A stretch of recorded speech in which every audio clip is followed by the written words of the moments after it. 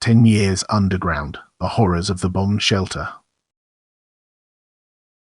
It had been 10 years since the bomb shelter was sealed shut.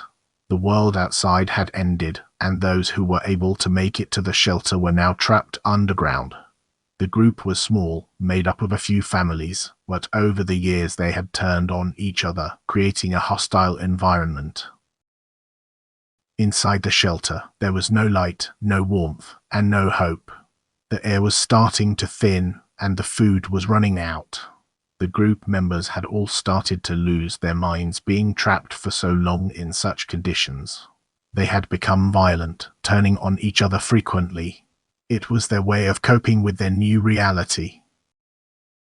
As the days went by, the situation got worse. They started to hear strange noises coming from the tunnel leading to the outside.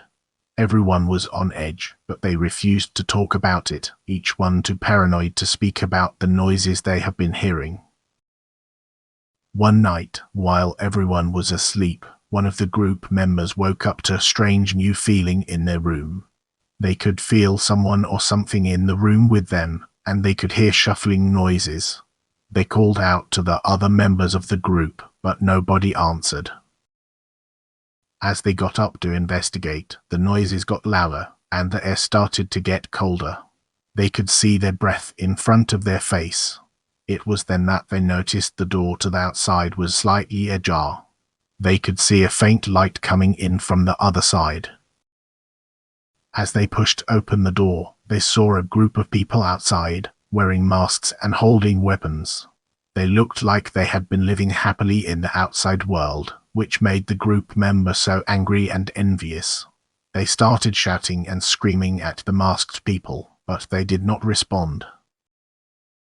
The group member felt a cold hand grasp their shoulder, and when they turned around, there was nobody there. The other members of the group were watching, silent in fear. One of them finally spoke up and said, "It's our time." The group knew what to do. They understood what that statement meant, and together they opened their chest of weapons. The group member who had seen the masked people started pacing towards the door, holding a sawed-off shotgun in their hands. They walked out of the shelter, guns blazing.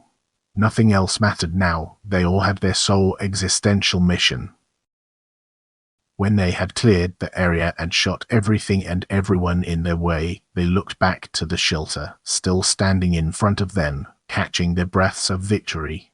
They felt alive for the first time in what felt like years, and they knew that they had just accomplished something that no one else could have ever done.